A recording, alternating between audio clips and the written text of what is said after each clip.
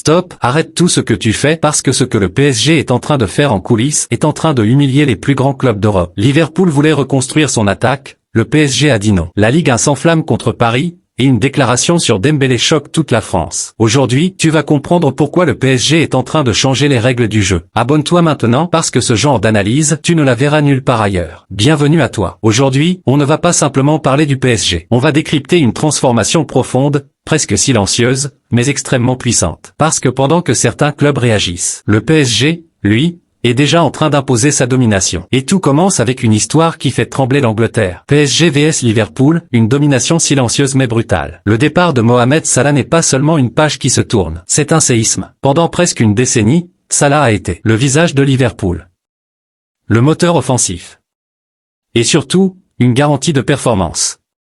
Remplacer un tel joueur, ce n'est pas recruter. C'est reconstruire toute une identité offensive. Pourquoi Barcola et Doué étaient parfaits? Liverpool ne s'est pas trompé dans son analyse. Barcola et Doué représentent exactement ce que cherche le football moderne. Vitesse, créativité, imprévisibilité, capacité d'élimination. Mais surtout, ils incarnent une nouvelle génération capable de porter un projet sur plusieurs années. Le refus du PSG, bien plus qu'un simple « non ». Ce qui est fascinant ici, c'est la manière dont le PSG a fermé la porte. Pas de négociation. Pas d'ouverture. Pas d'hésitation. Cela montre une évolution radicale du club. Avant, le PSG vendait, parfois sous pression. Aujourd'hui, le PSG contrôle. Analyse stratégique. Luis Enrique et la direction parisienne construisent quelque chose de très précis.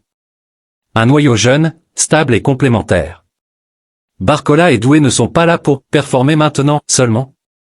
Ils sont là pour dominer demain. Et dans ce contexte, les vendre serait une erreur stratégique majeure. Liverpool affaibli? Oui, mais pas seulement sportivement. Ce refus affaiblit aussi l'image de Liverpool sur le marché. Car cela envoie un message. Même un géant anglais ne peut pas faire plier le PSG. Mais pendant que Liverpool encaisse ce refus, en France, une autre bataille est en train d'exploser. Et cette fois, c'est toute la Ligue 1 qui se retourne contre le PSG. PSG vs Lens, une guerre d'image et de pouvoir. La demande de report du match contre Lens. En apparence, c'est une simple question de calendrier. Mais en réalité, c'est une bombe politique. Pourquoi cette polémique est si violente? Parce qu'elle touche à quelque chose de très sensible. L'équité. Lens et ses supporters voient cette demande comme un privilège. Un favoritisme. Une injustice. La vraie stratégie du PSG. Mais Luis Campos révèle une autre réalité. Le PSG ne pense pas seulement à lui-même. Il pense en termes européens. Le facteur caché, Hillsborough. Peu de gens en parlent vraiment. Mais le calendrier a été bouleversé par un élément historique. La commémoration d'Hillsborough. Résultat, un enchaînement plus serré, moins de récupération. Et dans le football moderne, 24 heures de repos en moins, peuvent tout changer. Analyse physique et mentale. Un joueur fatigué court moins, récupère moins, prend plus de risques de blessure. Et à ce niveau, cela peut coûter une qualification en Ligue des Champions. Le vrai débat. Doit-on privilégier l'équité nationale ou la performance européenne? C'est une question fondamentale.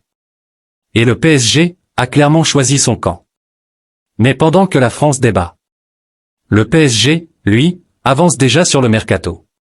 Et ce qu'il prépare pourrait surprendre beaucoup de monde. Mercato PSG, stratégie brillante ou pari dangereux? Le PSG veut renforcer ses latéraux. Mais pas n'importe comment. Il cherche des profils capables de s'intégrer parfaitement dans le système de Luis Enrique. Pourquoi Alberto Costa? Ce n'est pas un hasard. Costa coche toutes les cases. Explosivité. Projection offensive. Intelligence tactique. Mais surtout, il peut jouer à plusieurs postes. Et ça, c'est essentiel dans le football moderne. Le problème des 65 millions. C'est ici que tout se complique.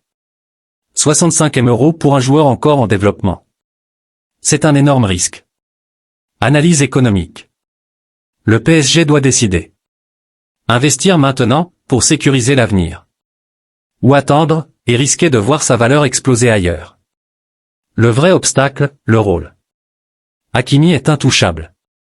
Donc Costa viendrait. Comme remplaçant. Et ça change tout.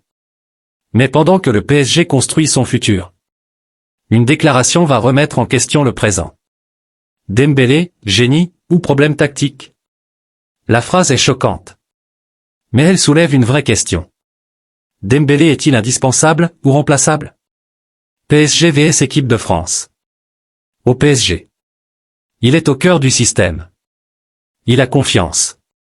Il est décisif. En équipe de France. Il est une option parmi d'autres. Analyse tactique. Didier Deschamps cherche. Équilibre. Discipline. Efficacité collective. Et parfois, le profil de Dembélé ne correspond pas parfaitement. Une concurrence historique. Jamais la France n'a eu autant de talent offensif. Mbappé. Olise. Doué. Barcola. Cherki. Akliouche. C'est une guerre de très haut niveau. Dembélé n'est pas mauvais. Mais il est dans un contexte où être bon ne suffit plus. Aujourd'hui, il ne s'agit plus d'un simple club. Il s'agit d'une puissance qui est en train de redessiner les équilibres du football européen. Le PSG ne suit plus le rythme. Il impose le sien. Il ne subit plus les décisions. Il les provoque. Il ne vend plus ses talents. Il les protège, pour dominer demain. Mais alors laisse-moi te poser une vraie question. Est-ce que ce PSG n'est pas en train de devenir le club le plus influent d'Europe aujourd'hui? Est-ce que Liverpool vient de comprendre qu'il y a un nouveau patron sur le marché? Et surtout, combien de clubs vont encore se casser les dents face au mur parisien cet été? Et ce n'est pas fini. Parce que cette situation ouvre encore plus de débats. Le PSG a-t-il raison de privilégier la Ligue des Champions au détriment de la Ligue 1? Est-ce que cette stratégie va renforcer le football français, ou créer encore plus de tensions? Et toi, tu es du côté du PSG, ou du côté de Lens dans cette polémique? Maintenant parlons du cas le plus explosif. Ousmane Dembélé. Ballon d'or, mais remplaçant en équipe de France? Est-ce que c'est logique, ou complètement absurde? Est-ce que le problème vient de lui, ou du système des Bleus? Et si demain, il commence sur le banc, est-ce que ce serait un scandale, ou une décision normale au vu de la concurrence? Et attention à ça. Avec Mbappé, Olise, Doué, Barcola, Cherki. Est-ce que l'équipe de France n'a pas aujourd'hui l'attaque la plus forte de son histoire? Mais dans ce cas, qui doit être sacrifié? Qui doit accepter de rester sur le banc? Et est-ce que les égos vont suivre, ou exploser? Maintenant dis-moi honnêtement en commentaire. Si tu étais Luis Enrique, tu refuses aussi Liverpool pour Barcola et Doué. Si tu étais Luis Campos, tu demandes le report contre Lens? Et si tu étais Deschamps? Dembélé titulaire, ou sur le banc? Et surtout, est-ce que le PSG est en train de construire une dynastie? Ou une bombe à retardement? Abonne-toi maintenant, parce que ce qui arrive dans les prochaines semaines pourrait changer définitivement le visage du football européen.